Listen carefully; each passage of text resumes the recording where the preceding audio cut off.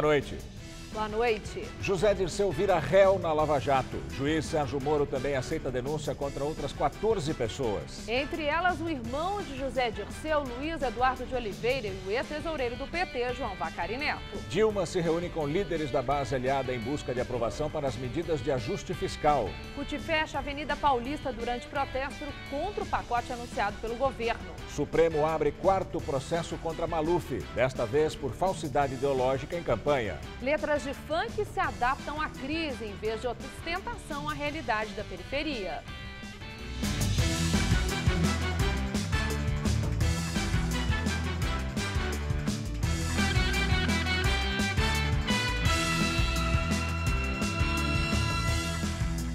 A CUT faz manifestação na Avenida Paulista e critica o pacote anunciado pelo governo Dilma. 10 horas da manhã, Avenida Paulista fechada de novo. O ato de sindicalistas em frente ao prédio da Federação das Indústrias de São Paulo bloqueou o trânsito em 2 quarteirões no sentido Paraíso. Péssimo, péssimo. Atrapalha a gente, o movimento, entendeu?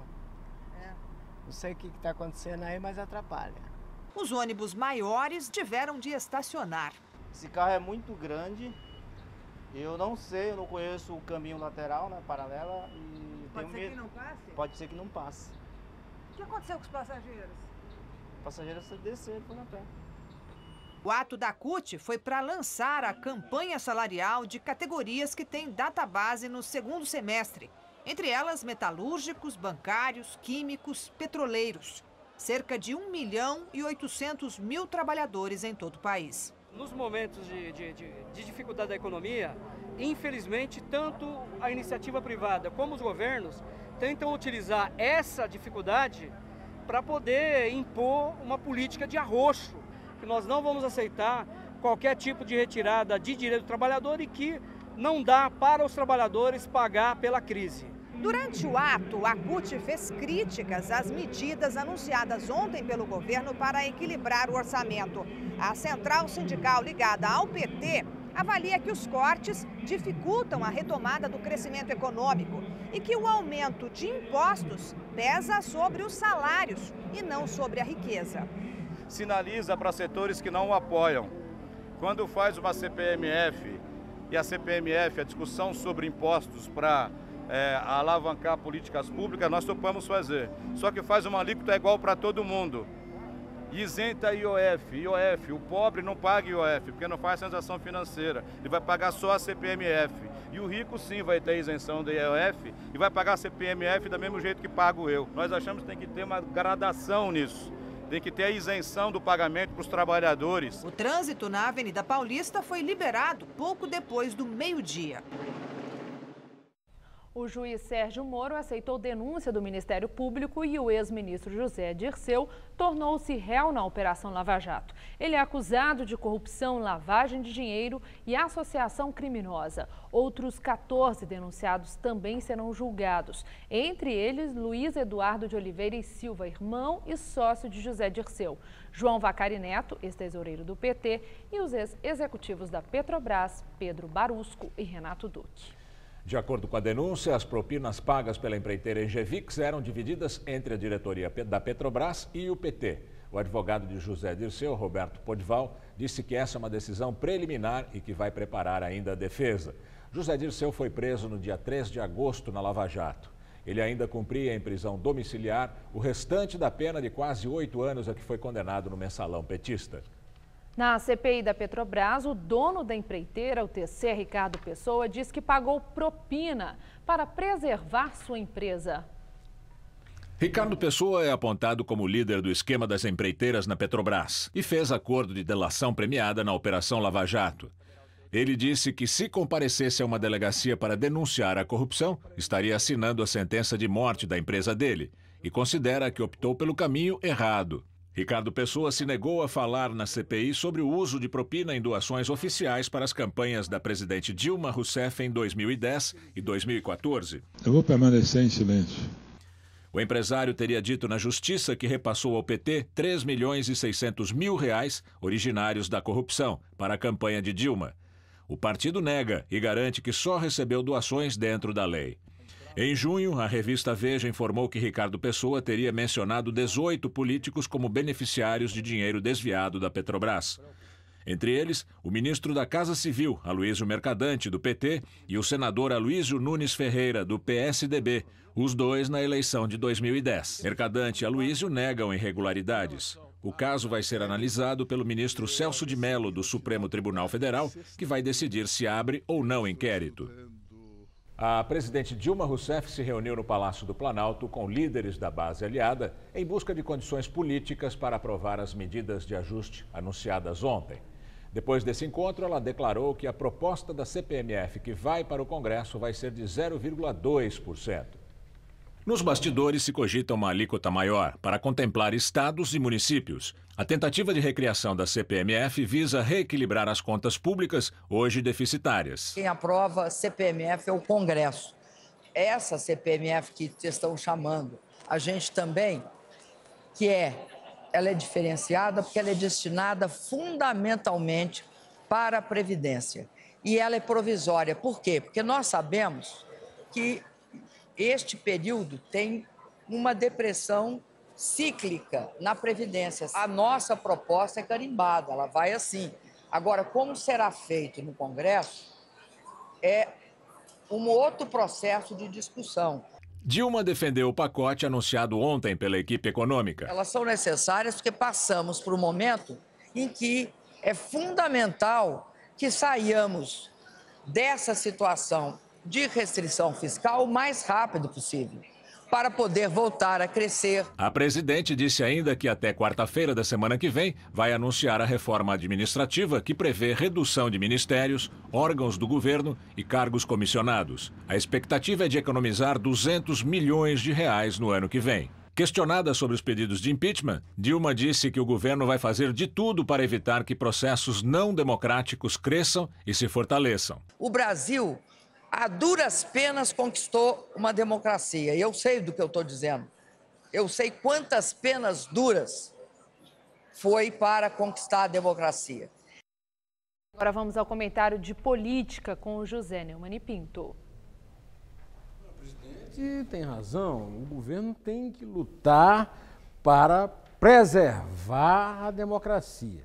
O voto, o voto. Mas tem outras coisas que a presidente parece que esqueceu. Por exemplo, tem a autonomia dos poderes. O poder legislativo, que é quem legisla, que é o Congresso, já acabou com a CPMF. No entanto, ela mandou esse burocrata aí, o Joaquim Levy, falar para a imprensa sobre essa proposta de um imposto provisório. Eu me lembro que o P de CPMF era provisório e estava se eternizando, né? E ele disse que eles estão pedindo uma prorrogação da CPMF. Quer dizer, eles estão se lixando para o Legislativo. O Congresso acabou com o imposto. Como é que o imposto que foi acabado pode ser prorrogado? E quando ele falou em 4 anos, todos os repórteres que estavam na coletiva riram. Foi uma gargalhada como se tivesse um palhaço falando no circo, no picadeiro do circo. E ele riu junto. O outro lá com cara de quem comeu e não gostou, o tal do Barbosa, né? Pois é. A CPMF não pode. A CPMF é uma agressão contra a democracia. E aí ela reúne os governadores e atira em outro princípio fundamental da República Brasileira. Cospe no federalismo. Os governadores não são empregados da presidente, mas como todos eles ficam dependentes de verbas, não se recusam a esse vexame. 19 foram lá bajulá-la para ver se pega um pichulecozinho, né? Então, aí ninguém fala o essencial, que é o seguinte: ela falou em 0,2%. Mas agora se dispõe a fazer 0,38% para repassar para os governadores. Amigo, 0,38% é o dobro de 0,2%. Essas contas as pessoas não pegam. Aliás, a CPMF é tão querida porque é um imposto que sai assim meio, desculpe o termo, mas meio na urina, né?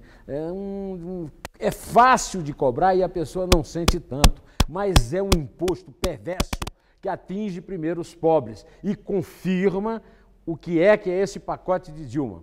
É um pacote que corta na vida, no bolso de quem não pode, que não tem poder, que não tem força para reclamar. e arranca imposto de quem não pode mais pagar, o que criará uma crise econômica maior e mais dificuldade ainda para se pagar imposto. A mulher não se emenda. Pois é, sexta-feira estarei aqui de volta, direto ao assunto. Inter. O deputado Paulo Maluf tornou-se réu pela 4ª vez no Supremo Tribunal Federal. Ele é acusado de falsidade ideológica por fraudar a prestação de contas da campanha de 2010. Segundo o Ministério Público, quase R$ 169 mil em despesas foram pagos pela Eucatex, empresa da família dele. E esse valor não foi declarado à Justiça Eleitoral. A defesa nega qualquer irregularidade cometida por Maluf e responsabiliza a coordenação da campanha. O deputado já responde a outras 3 ações no Supremo por superfaturamento de obras e desvio de dinheiro quando era prefeito de São Paulo. Ele também nega esses crimes. Uma exposição conta um pouco da história da imprensa negra no estado de São Paulo, desde os primeiros jornais até chegar à internet. Estes periódicos reivindicam principalmente a igualdade racial. O site, criado em 2008, logo alcançou 2 milhões de acessos por mês e se transformou numa agência de notícias. Entre as reportagens, temas variados como economia, política e entretenimento. Cláudia escreve para o portal desde 2013 e diz que são muitos os desafios da chamada imprensa negra. Embora sejamos a maioria da população no Brasil, ainda enfrentamos muito com a questão da discriminação, do preconceito racial, seja no emprego, seja na sociedade, seja nas relações. Então a gente ainda vai enfrentar muito, mas a mídia é um grande parceiro. Ele é um componente muito importante para que a gente possa explicar, vir a público, dar mais informação. Os primeiros periódicos para o público negro surgiram no país e em São Paulo no século XIX. Flávio é um estudioso do assunto. O jornalista também escreve em publicações voltadas para os negros. Uma característica dessa imprensa é o fato dela questionar o racismo, né, a discriminação, né, mas ela não está interessada no conjunto da população negra, ela está interessada nesse pessoal que já era liberto. Embora a imprensa negra tenha sido criada para um público segmentado, logo ganhou diversos leitores, especialmente com o fim da escravidão. Os periódicos noticiavam eventos sociais, esportivos e festas, mas se tornaram também uma das principais vozes que reivindicavam a igualdade racial. Uma exposição em São Paulo mostra um pouco desta história contada pelos jornais da época. O Menelik, de 1915, foi o marco fundador da imprensa negra paulista. Entre os principais objetivos da publicação estavam a valorização e a inserção do negro na sociedade.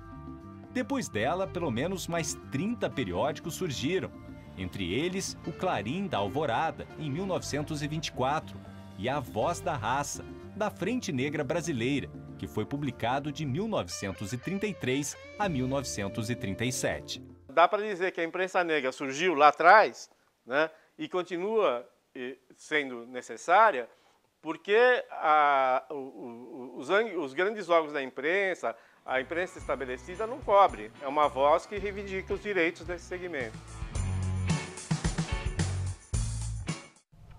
A exposição Imprensa Negra Paulista acontece até 11 de outubro no Centro de Preservação Cultural da USP, Casa de Dona Iaiá, na Bela Vista. A entrada é gratuita. 11 policiais militares presos por suspeita de executar 2 homens detidos no Butantã no dia 7 de setembro devem ser processados e expulsos da PM, segundo o secretário da Segurança Pública de São Paulo, Alexandre de Moraes. O secretário também negou que existam grupos de extermínio na polícia. Na semana passada, vídeos mostraram 11 policiais na ação em que os 2 presos morreram. Um deles foi jogado do telhado de uma casa e depois levou tiros. O outro foi baleado quando já estava dominado. O soldado que jogou o suspeito do telhado disse em depoimento que empurrou o homem porque não tinha como descer com ele. Os presos foram perseguidos por suspeita de participação em uma tentativa de roubo. O ouvidor da polícia, Júlio César Fernandes Neves, disse em entrevista para a Folha de São Paulo que não dá para acreditar que não existam grupos de extermínio na corporação.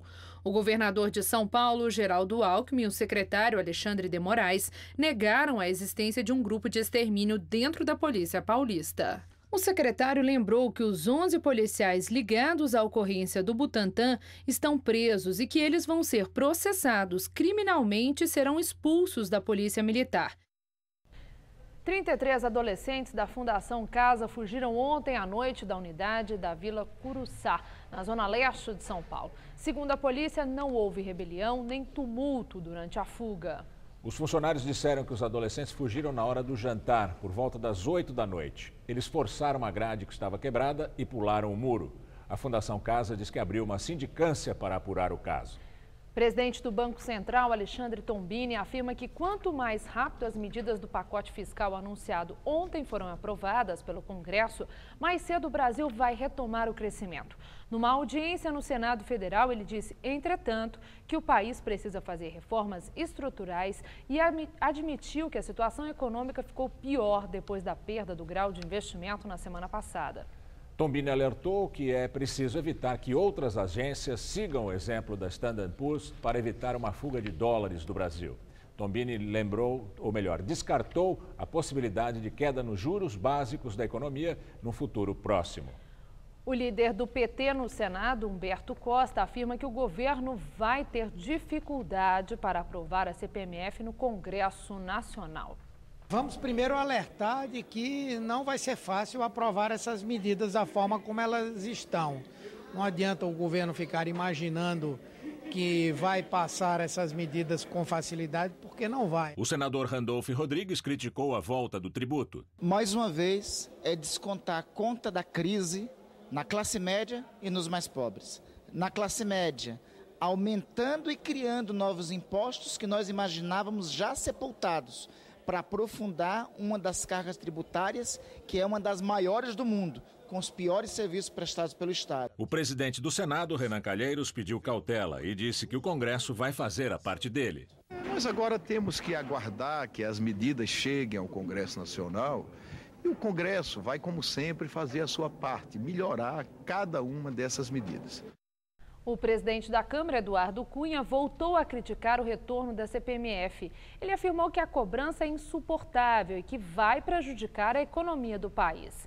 O ministro do STF, Marco Aurélio Mello, afirmou que o aumento de impostos no contexto atual é um confisco. E agora vamos ao comentário de Josias de Souza, direto de Brasília. Ele fala hoje sobre o esforço da presidente Dilma para conseguir a aprovação do pacote fiscal. A crise às vezes passa a impressão de que algo se move, mas na verdade nada ou pouca coisa se move. Dilma Rousseff colocou no centro da cena política o seu mais recente pacote fiscal. É um pacote indigesto, adia reajuste de servidores, mexe no bolso das pessoas, recria a CPMF. Mas por hora só Dilma Rousseff se moveu. Ela jantou ontem à noite com governadores, hoje de manhã já recebeu líderes na Câmara, depois conversou com líderes no Senado. Dilma se mexe, faz o que pode. Sem articulador político, a presidente se tornou articuladora de si mesma. Mas a atmosfera de desconfiança ainda é muito grande. Dilma não tem o apoio decisivo nem do PT. Acontece agora um fenômeno que não acontecia antes. Os governadores de estado já não têm tanta influência sobre as bancadas dos seus respectivos estados. E os líderes também já não falam pela totalidade das suas bancadas. Hoje no Senado e na Câmara, cada deputado, cada senador é um cacique de si mesmo.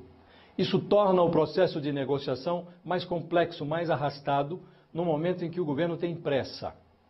Além de tudo isso, Dilma enfrenta um problema adicional. Governar é mais ou menos como desenhar sem borracha. O que foi feito não pode ser apagado, e Dilma fez muita coisa. Agora a presidente persegue um tipo inusitado de eficiência. As pessoas olham para o governo dela e dizem, isso é que é governo eficiente.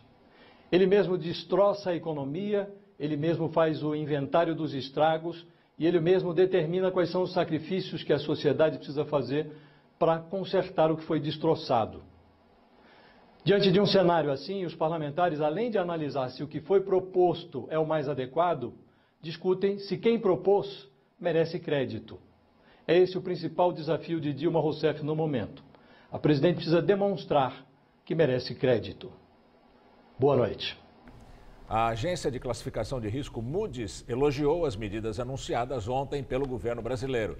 Em comunicado, a agência disse que o pacote é uma tentativa de demonstrar que o governo está no controle e lidando com a situação fiscal de uma forma proativa. A menos de 10 dias para o início da primavera, as temperaturas dispararam em todo o estado. Essa tarde, o calorão chegou aos 30 graus aqui na capital, em várias cidades do interior paulista. E também as pancadas de chuva aqui na região metropolitana foram bastante isoladas. Muita gente nem percebeu. Será que esse calorão vai ficar amanhã? Vamos ver com Mariana Armentano, que responde pra gente. Toda semana promete temperaturas altíssimas em praticamente todo o Brasil, até na região sul. Durante a tarde, os termômetros devem chegar à marca dos 29 graus em Florianópolis, 30 em Curitiba, 31 em BH, 32 no Rio, 31 graus em Fortaleza e 38 em Teresina, no Piauí. Em toda essa área em verde claro, pancadas de chuva isoladas só para refrescar o calor. Entre Roraima e o norte do Amazonas, temporais isolados por causa do tempo abafado. Já na região sul, apesar do calor, um sistema de alta pressão associado ao avanço de uma frente fria provoca chuvas fortes e volumosas, principalmente no Rio Grande do Sul e no interior de Santa Catarina. Já aqui em São Paulo, só deve chover no sul e no oeste do estado, e mesmo assim daquele jeito, de forma bem pontual. O que predomina mesmo é o calorão que toma conta de todas as regiões paulistas. Chega a fazer até 37 graus em Presidente Bernardes, 35 na cidade de Araraquara e no litoral, máxima de até 34 graus em Santos, com muito sol e nada de chuva. Esse tempo firme vai marcar presença aqui na Grande São Paulo durante toda a semana. Amanhã, quarta-feira, a máxima bate na casa dos 32 graus e não para de esquentar. Na quinta, máxima tarde de 33. E na sexta-feira, para fechar a semana, as temperaturas ficam entre 18 e 34 graus. É muito calor. Na Zona Leste, uma moradora fez um protesto diferente contra a retirada de árvores para a construção de um corredor de ônibus. Foi um impulso e uma foto daquele momento abriu a discussão. Na imagem, Roberta está sentada no pé da árvore. Foi o jeito que achou de salvá-la. Não foi um ato político, eu acho que foi mais poético, tipo, ai, a nossa memória. Moradora do bairro desde que nasceu, há 31 anos, Roberta não imaginou que um ato desesperado e solitário para manter as árvores que existiam na Avenida Líder, na Zona Leste, daria tanto o que falar. Senti o apoio de todos os moradores, assim, então todo mundo que podia ter acesso comigo. Eu postei no Facebook e tiveram mais de 100 compartilhamentos, eu não esperava isso. A prefeitura respondeu, diz que está tudo autorizado, inclusive com a aprovação da Secretaria do Verde e do Meio Ambiente. Oficialmente, 83 árvores foram suprimidas, sendo 17 delas transplantadas, ou seja, tiradas daqui e levadas para outro local. E haverá também uma compensação com o plantio de 233 árvores em algum outro ponto. Só que a aprovação aí de quem vive por aqui é outra história. É uma coisa que é contraditória, né? Você quer melhorar para a população, mas arranca as árvores, então... péssimo. Só cimento não vai ajudar a gente em nada. A construção deste corredor vai custar quase 300 milhões de reais. E não é uma unanimidade na região, não. Mas a retirada das árvores uniu a vizinhança. Nosso bairro vai crescer, vai ficar bonito, porém a perda das árvores que nós sentimos falta, porque faz parte o verde da nossa natureza, da vida para nós. Uma coisa totalmente desnecessária. Mas, enfim, a prefeitura faz o que quer e não ouve o povo, né? Há cerca de um ano, quando o projeto começou a ser discutido, nossa reportagem esteve no bairro. Os moradores ainda reclamam dos mesmos problemas básicos, como um rio poluído a 200 metros da avenida. Hoje voltamos ao local e o cenário não mudou, assim como as calçadas esburacadas. Mas segundo Dona Antônia, com a obra, ela piorou. Passo por isso todo dia, não tem lugar para atravessar. E aí? Como eu não aprendi a voar ainda, né? Então eu saio, vou até onde eu acho uma brechinha que dê para mim atravessar e conto com a solidariedade dos motoristas. O fato é que o corredor que ajudará no acesso ao terminal Itaquera deve ficar pronto até o final de 2016. Mas as árvores já saíram, então agora a estratégia dos moradores mudou. Eu quero saber para onde vão essas árvores. Precisa ser no bairro, precisa ser para os moradores. Não adianta plantar em outro bairro, não adianta plantar em lugares que a gente não vai ter acesso. É aqui que elas precisam ficar. Em nota, a SP Obras informou que as árvores foram remanejadas para a própria Avenida Líder, em locais que não vão ser atingidos pelas obras do corredor. Sobre a acessibilidade dos deficientes físicos, todas as construções terão rampas de acesso nas novas paradas de ônibus, nos canteiros centrais e também nos cruzamentos. A empresa disse ainda que nas paradas de ônibus também será implantado o piso tátil de alerta. A Hungria fechou a fronteira com a Sérvia e prendeu dezenas de refugiados que tentaram entrar no país. Os refugiados que chegaram depois da meia-noite não puderam mais passar. O governo também decretou estado de emergência em 2 regiões, dando poderes especiais à polícia. Pelo menos 60 sírios e afegãos que atravessaram a fronteira por baixo da cerca de arame farpado foram presos. O Alto Comissariado da ONU para Refugiados acredita que as pessoas que partiram da Síria já estão fazendo planos de caminhos alternativos pela Croácia e pela Eslovênia. A Alemanha e a Áustria querem uma reunião de emergência da União Europeia na próxima semana. O objetivo é discutir o apoio aos países de origem dos imigrantes e como acolher as multidões que chegam à Europa. Na costa da Turquia, mais uma travessia clandestina se transformou em tragédia. Pelo menos 22 imigrantes morreram afogados e mais de 200 foram resgatados quando um barco naufragou no Mar Egeu, enquanto tentava atravessar para a ilha grega de Kos. O barco de madeira afundou a cerca de 2 quilômetros da cidade de Bodrum, onde o corpo do menino sírio Aylan Kurdi foi encontrado. E agora vamos ao comentário de política internacional com João Batista Natali. A crise dos refugiados na Europa está gerando uma versão muito simplificada. Dizem que a Hungria tem se comportado de um jeito cafajeste e que a Alemanha, ao contrário, tem reagido com muita generosidade. Pode ser até um pouco disso, mas vamos pintar esse quadro com menos contrastes. A crise é imensa. A União Europeia afirma que já recebeu, desde janeiro, 500 mil refugiados, o dobro do que em todo o ano passado. Os refugiados sírios são maioria. Eles chegam à Grécia e começam a subir na direção do norte. Poderiam escolher um trajeto mais perto do litoral adriático, mas teriam mais montanhas e mais fronteiras. Então seguem um caminho mais longe do mar, chegam até a Sérvia, tentam entrar na Hungria e depois viram para a esquerda para chegar na Áustria e na Alemanha. A Hungria fechou a fronteira com a Sérvia, construiu uma cerca de arame farpado de 175 quilômetros e prendeu 60 refugiados que arrebentaram com a cerca para entrar no país. O primeiro-ministro húngaro se chama Viktor Orbán, é um conservador, mas o país dele é pequenininho. A Hungria só tem 10 milhões de habitantes e já gastou esse ano com os refugiados 220 milhões de dólares. A Hungria é pouco receptiva aos refugiados. No ano passado, 43 mil pediram asilo, mas só 260 vistos foram emitidos. A Alemanha já é um país bem maior e mais rico, tem 80 milhões de habitantes, mas também está com dificuldades com tanta gente chegando. Está controlando a identidade de quem chega desde o final da semana. Acreditava há 3 meses que receberia esse ano 450 mil refugiados. Vai receber 800 mil ou mais. A população não despreza esses estrangeiros. Existem centenas de projetos de acolhimento tocados sobretudo por voluntários. Mas o governo tem medo da infiltração de terroristas islâmicos e existe também os grupos neonazistas que praticam atos de hostilidade contra os estrangeiros. Já foram mais de 100 esse ano. O resumo da ópera é o seguinte: a Europa está com uma enorme batata quente nas mãos. É assim que o mundo gira. Boa noite. Uma greve de funcionários dos aeroportos do Chile afeta voos da Gol, da TAM e da LAN. Voos previstos para hoje entre o Chile e o Brasil foram reprogramados. A greve de 24 horas afeta todos os aeroportos do país. Os funcionários da aviação civil exigem melhores condições de trabalho.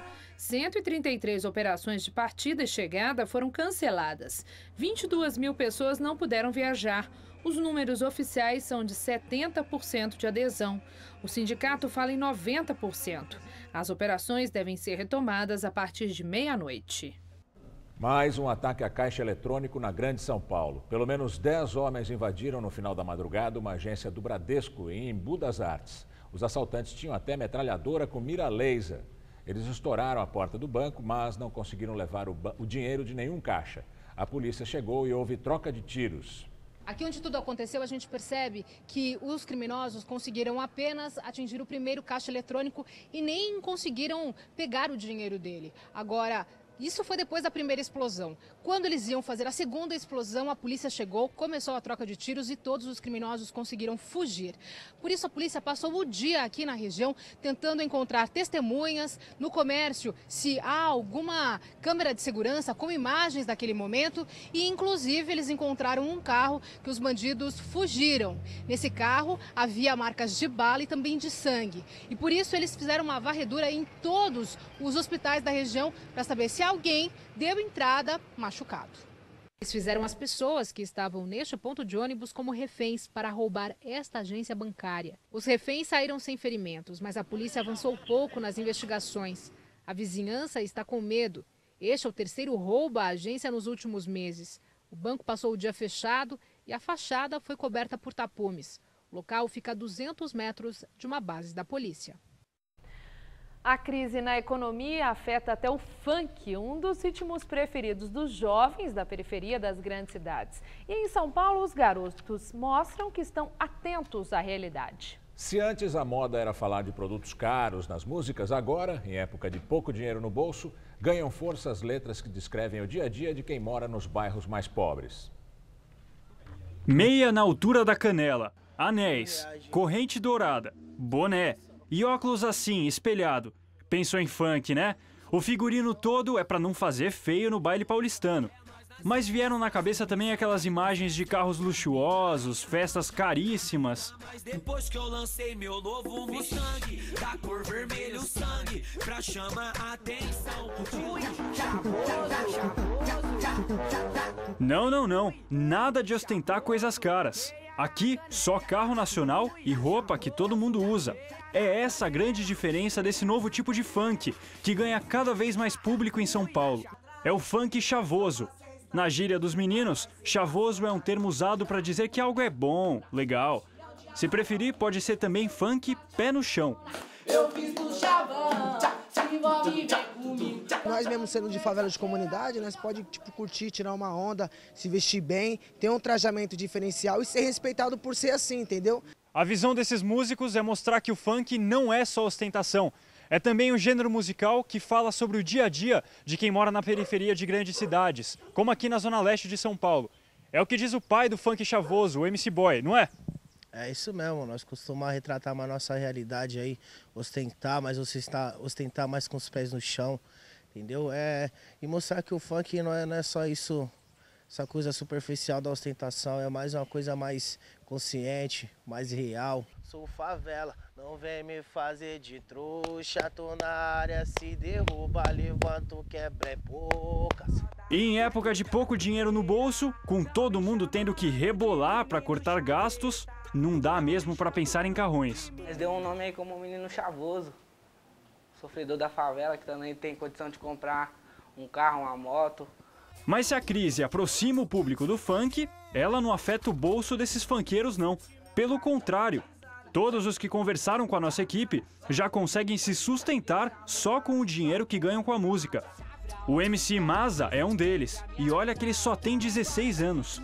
Não é aquele, nossa, dinheiro, fiquei rico, mas dá pra se manter sim, eu que compro minhas coisas, tá ligado? Meus kits, pago minhas contas, que eu que faço dívida, eu que pago, sem depender da minha mãe, graças a Deus, ajudo ela quando eu posso. O MC Naldinho, de 19 anos, também já está trazendo dinheiro pra casa dos pais. Mas o que ele quer mesmo... Poder comprar um carro bom, poder estar morando em uma outra casa aí, dar uma melhora pra família. Fé em Deus. Boizinho ganha dos pais, vida louca pra trás. Quem nasceu pra ser start, nunca vai ser Racionais.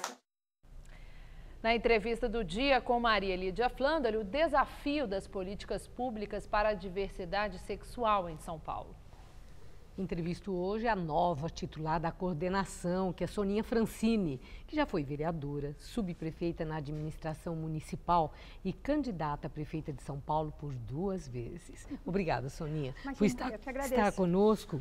Bom, Soninha, vamos começar explicando o que é a coordenação das políticas para a diversidade sexual.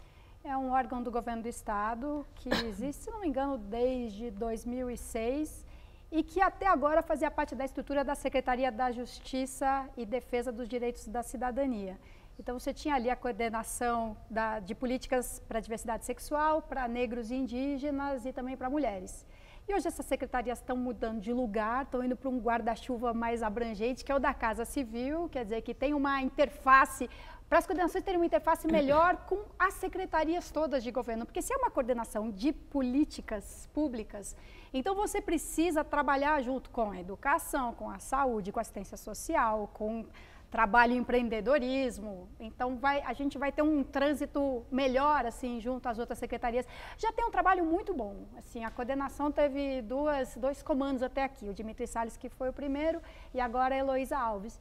Um trabalho excelente, exatamente nessa interface, assim, com os órgãos do Estado e com prefeituras do estado inteiro também, né? Assim, socorreu muito as organizações da sociedade civil, que às vezes recorrem à coordenação para conseguir se comunicar com todas as camadas da sociedade, inclusive, ou principalmente, o poder público. Agora, eu fiquei intrigada. Essa mudança, por exemplo, quando essa coordenação para uma questão tão delicada, alvo de tanto preconceito, que tem uma luta tão dura, sai da Secretaria da Justiça, né, que tem toda aquela aura de defesa da cidadania, e vai para a Casa Civil, que tem a aura política. Eu indago se não existe o perigo de resvalar para um espectro de política partidária eleitoral. Nós estamos em ano pré-eleitoral, Soninha. Bom, infelizmente, esse é o risco que quem está no governo corre, em seja qual for a pasta em que está alocado. Agora, tem mesmo o significado de ir para uma esfera mais política, na medida em que política é concertação, é persuasão, é amarra. Então, de fato, tem esse perfil. Agora, uma das ações principais da coordenação de políticas para a diversidade está ligada a uma lei 10.000, eu nunca lembro os 3 últimos números, mas uma lei que existe no estado de São Paulo há bastante tempo já, que seria o correspondente a criminalizar a homofobia. O Estado não pode fazer isso, porque só quem pode determinar o que é crime é o Congresso, enfim.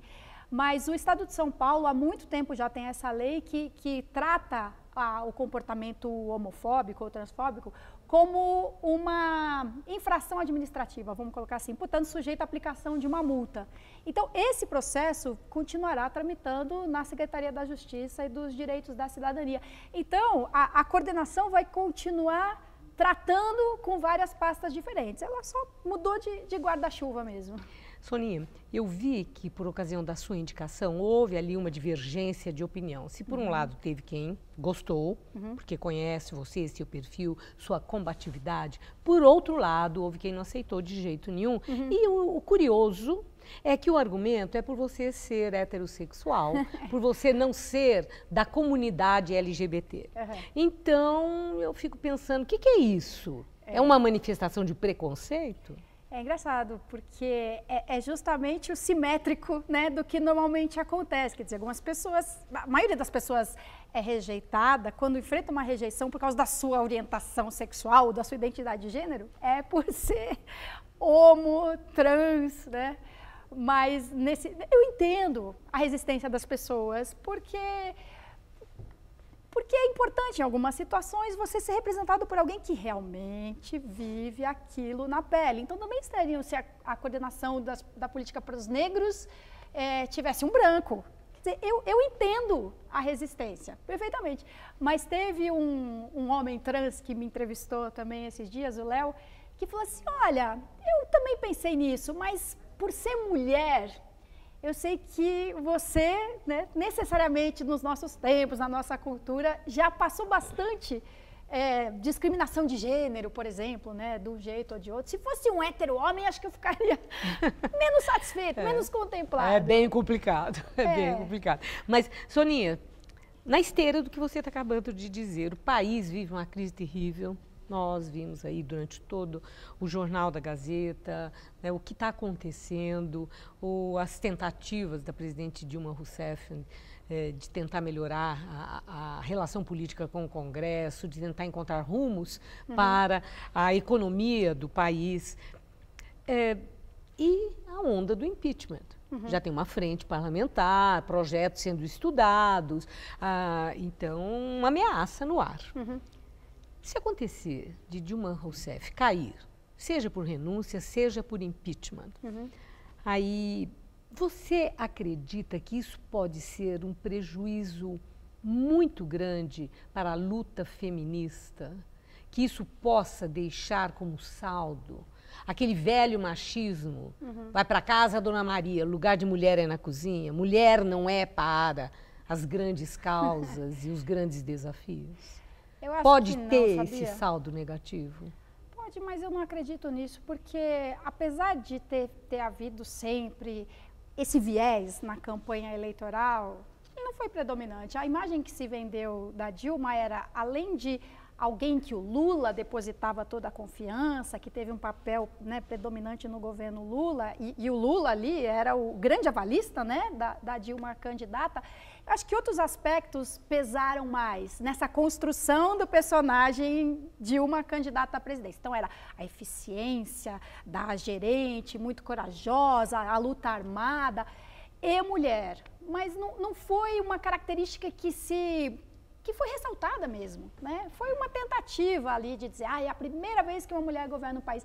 Mas ela era tão claramente uma sucessora do Lula, escolhida por ele, não foi uma mulher que foi galgando várias eleições até finalmente ser eleita presidente, né? Ela já partiu de um lugar diferenciado. Portanto, eu não acho que no eventual, né, queda ou impeachment, mesmo que ela termine o seu segundo mandato, que colhe muito essa ideia de dizer, tá vendo, isso que dá a eleger uma mulher. Não acho que vai ficar tão rotulado assim, não. Aliás, espero que não, né? Só faltava.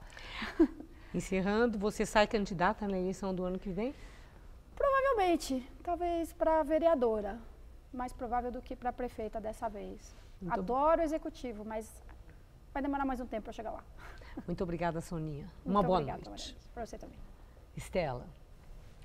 Em São Paulo, centros especializados em treinamento de trânsito só para mulheres ajudam aquelas que já têm carta, mas ainda têm aquele medo de dirigir. A diferença é que o ambiente é todo adaptado ao universo feminino. Quem vê essa mulherada aí toda junta, vestida de cor de rosa, nem imagina, mas elas são instrutoras de trânsito. E o ambiente é assim de propósito. O mouse, a cafeteira, os cones, até os carros são dessa cor. Bem no estilo Penélope Charmosa. A boneca do voo. Todas as instrutoras são credenciadas do Detran, fazem cursos, são formadas, né?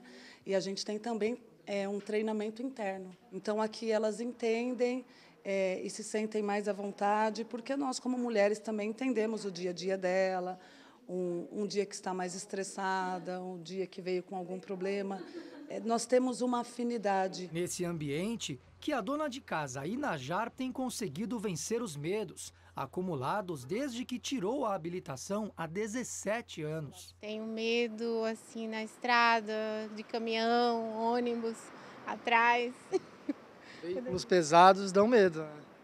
Mas já está passando. A escola não trabalha com homens, nem alunos, nem funcionários. Para a mulher se sentir bem, se sentir mais à vontade, e aí a gente conversar várias coisas, conversas de mulheres, né? Segundo o Detran de São Paulo, as mulheres representam hoje 33% dos motoristas na capital. Ou seja, elas ainda são minoria, mas o mais legal é a vitória pessoal de cada uma dessas alunas. A Elaine, por exemplo, encarou o volante de vez e agora vai trabalhar todos os dias motorizada. Vamos lá, Elaine?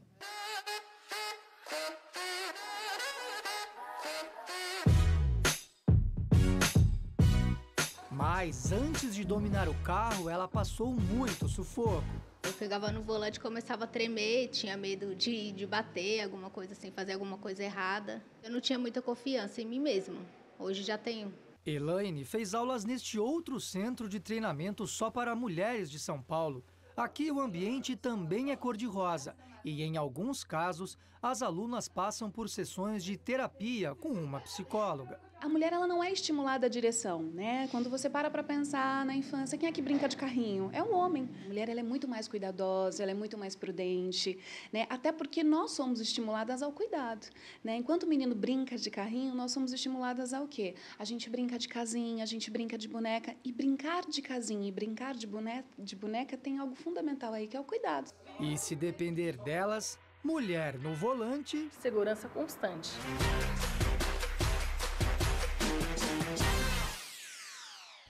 E você vai ver a seguir, a Coreia do Norte reativa seu complexo nuclear e ameaça os Estados Unidos.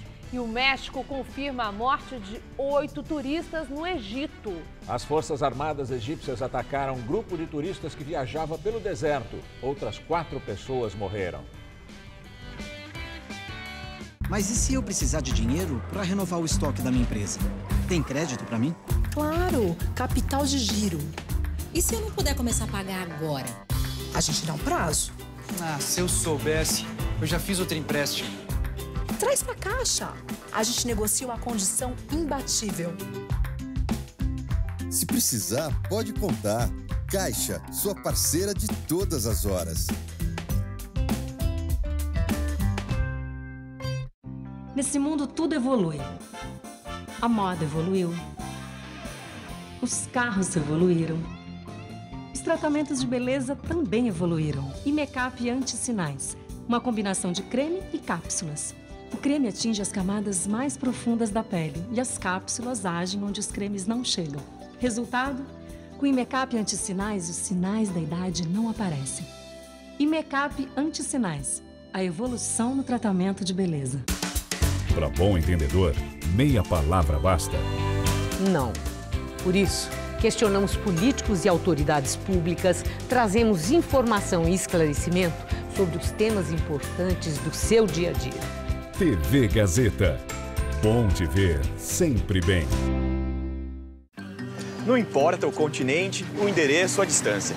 Com o Sedex Mundi, os Correios oferecem para você uma rede internacional de entregas em mais de 200 países. Sedex Mundi é o mundo logo ali e com o mesmo padrão de qualidade. A sua encomenda entregue no prazo combinado.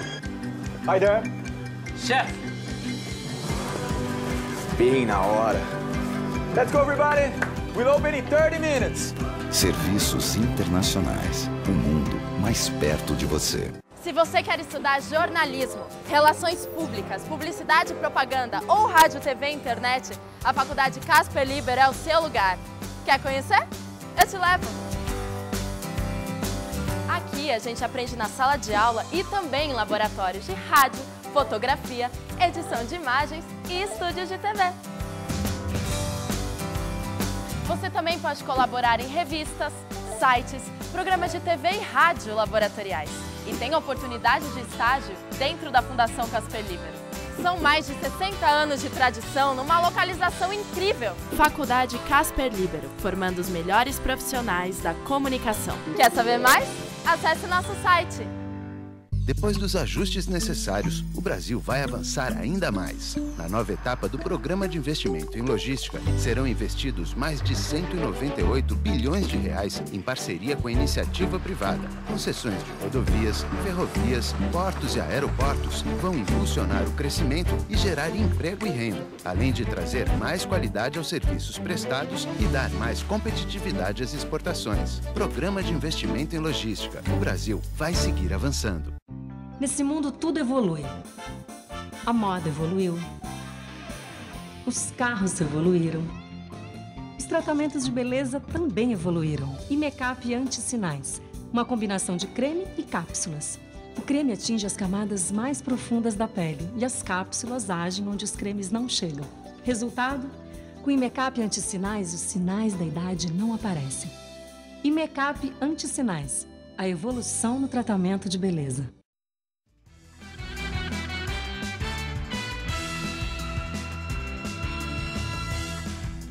Vamos agora às notícias do esporte, com Estela Gontijo e Celso Cardoso. Corinthians pode igualar recorde de invencibilidade do Campeonato Brasileiro. Por enquanto, são 17 jogos sem derrota. Celso Cardoso. Estela, a última vez que o Corinthians perdeu no Brasileirão foi para o Santos, no dia 20 de junho, portanto, há quase 3 meses. Se não perder do Inter em Porto Alegre, vai se igualar ao Atlético Paranaense e também ao São Paulo, que ficaram 18 jogos invictos. O Atlético em 2004, quando foi vice-campeão, e o Tricolor em 2008, campeão naquele ano. O jogo contra o Inter acontece amanhã em Porto Alegre.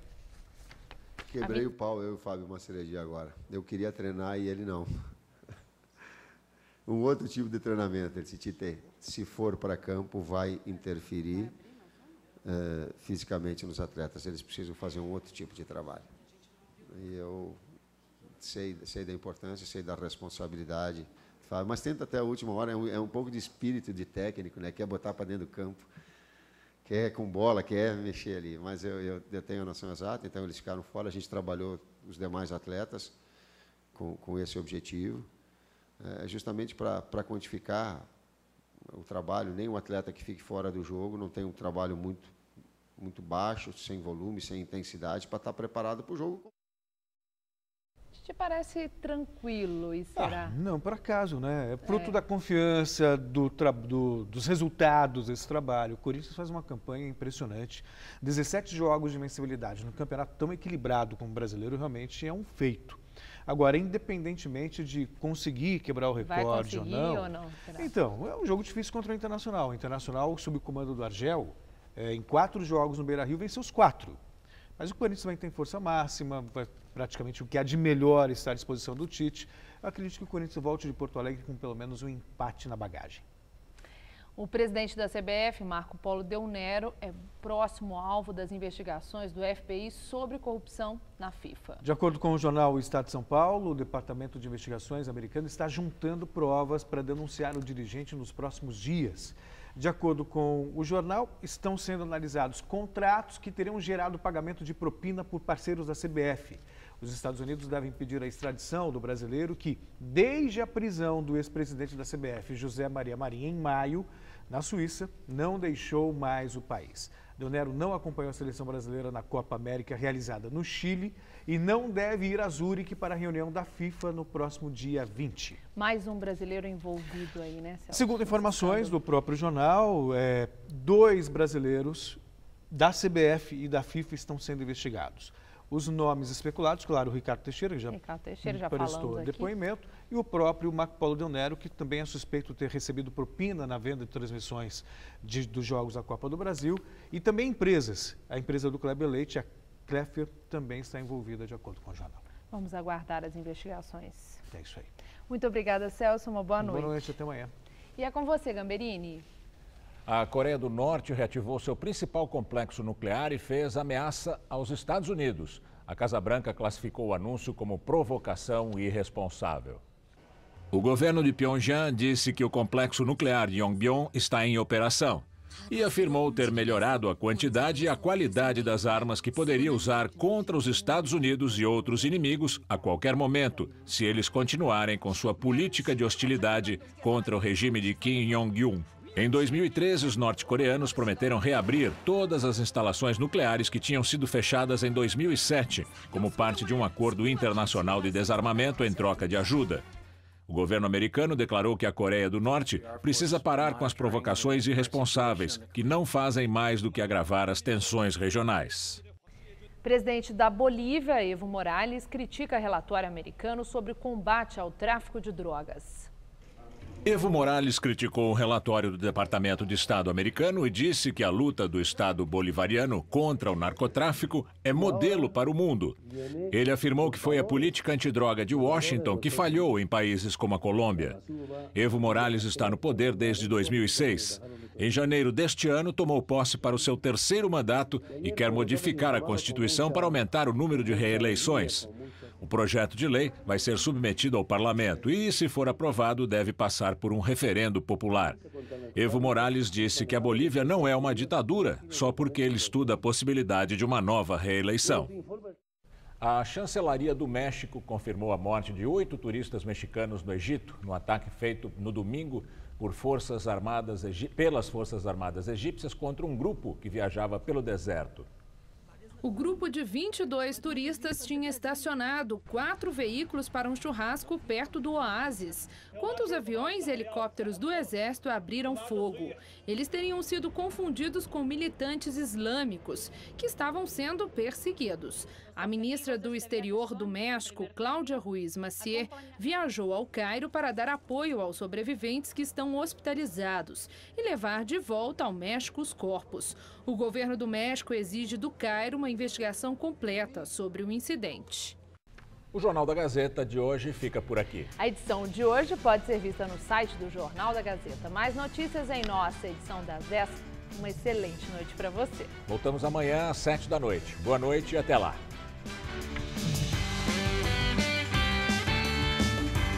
O escritor português Walter Hugo Mãe é o capturado da máquina. Hoje, 11h30 da noite.